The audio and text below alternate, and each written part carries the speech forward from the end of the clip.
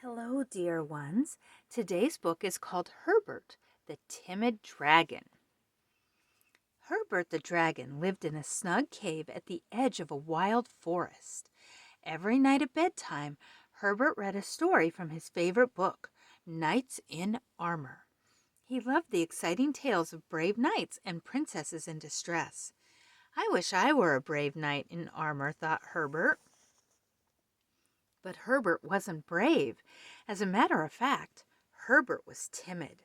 You might even say he was afraid of his own shadow. Even so, Herbert decided one day to leave home and seek adventure as a knight.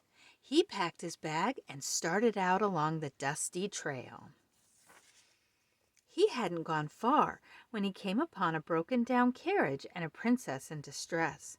"Oh boy," thought Herbert, "this is my first chance to act like a knight." "May I help?" Herbert asked. The man fixing the carriage didn't understand dragon talk. What they heard was a terrible dragon roar. They ran for their lives. 4 soldiers stepped out of the woods. Herbert didn't know they were the princess's royal guard. He grabbed the princess to save her. The soldiers began to shoot. Dragons are too scaly to be hurt by arrows, but Herbert was scared, so Herbert ran and ran. He ran straight home to his snug cave. Herbert slammed the front door and locked it. As for the princess, she began to rant and rave. "You silly-looking dragon," she shouted. "When my father the king finds out you've carried me away, he's going to cut off your head." "Oh my," thought Herbert, "what have I done?" He opened the door so the princess could leave. "Oh no," she said. "My mother told me never to go out alone after dark. I'm staying right here until my father comes to rescue me." Perhaps the music will cheer her up, thought Herbert. He turned on the radio, but the princess shouted, "I hate dragon music." Then she broke the radio. Herbert fixed a great big bowl of soup for the princess. "Icky, sticky dragon soup, ugh!" cried the princess, and she threw the bowl at Herbert. He put clean sheets on the bed in the guest room, but the princess screamed, "Dusty, musty dragon bed, yuck!" Then she tore the sheets off the bed. The princess grew more and more angry. She smashed Herbert's fine dragon bone china. She tipped over his bookcase. She broke all of his toys. The princess carried on all night. Herbert got very little sleep. In the morning, there came a loud banging at the door. Poking his head out the window, Herbert saw a knight in armor.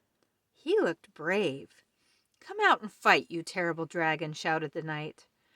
Herbert was frightened, and whenever Herbert was frightened, he got the hiccups. Herbert hiccuped and hiccuped. Clouds of smoke poured from his nose. Needless to say, the brave knight galloped away. That afternoon, the king and his army marched into Herbert's front yard, ready to attack. One look at the cannon and the battering ram, and Herbert was terrified. And whenever Herbert was terrified, he began to cough. Herbert coughed and coughed and coughed. Streams of fire and smoke poured from his nose and mouth. The king's cannon melted. The battering ram caught fire. The army turned and ran away. "Now look what you've done, you terrible dragon," said the princess. "You've scared my father's army away." With that, she pushed Herbert aside and left, slamming the door behind her. Herbert's heart was broken. He knew he had made a mess of things. "I guess I'm not cut out to be a brave knight," he thought. For days, Herbert just sat in his cave feeling very sad. Then an old friend dropped in for a visit. "Herbert, have you heard the news?" he asked. Of course, Herbert hadn't. His radio was still broken. "It's just awful," said the friend. "After you melted down the king's cannon and broke up his army, the evil Duke of Dingbat and his men kidnapped the princess and carried her away to Castle Grouch. The king has no army to rescue his daughter." Well, dragons usually have treasure lying around, and Herbert just happened to have a wagon load of gold in his cellar. I will go to the Duke of Dingbat and trade this gold for the princess, thought Herbert. It's the least I can do. Herbert knocked at the gate of Castle Grouch. "Hello," he called. "I'll trade you a wagon load of gold for the princess." But the Duke of Dingbat didn't understand dragon talk. What he heard was a terrible dragon roar. "A dragon has attacked," he shouted. "Dump a ton of rocks on him." So the Duke's evil men pushed a ton of rocks off the castle wall, right on top of Herbert. Of course, Herbert wasn't hurt a bit, but Herbert was horrified, and whenever Herbert was horrified, his nose tickled, and whenever his nose tickled, he sneezed.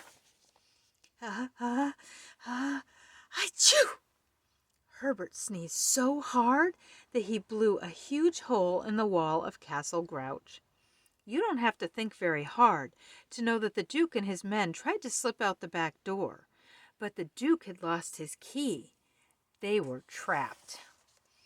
Herbert took the princess back to her father's castle. He made the Duke of Dingbat and his men pull the wagon load of gold all the way. You've probably guessed that Herbert was a hero. The king made him first knight and grand dragon of the kingdom. Then the king gave a big party with music and dancing and presents for everyone. Herbert was a knight in armor at last, but not a brave knight in armor. He was still the same old timid Herbert. Of course, nobody knew that except the princess, and she never told anyone. However, she always made sure that no one ever scared, frightened, terrified, or horrified Herbert again. Thank you, friends. Take care.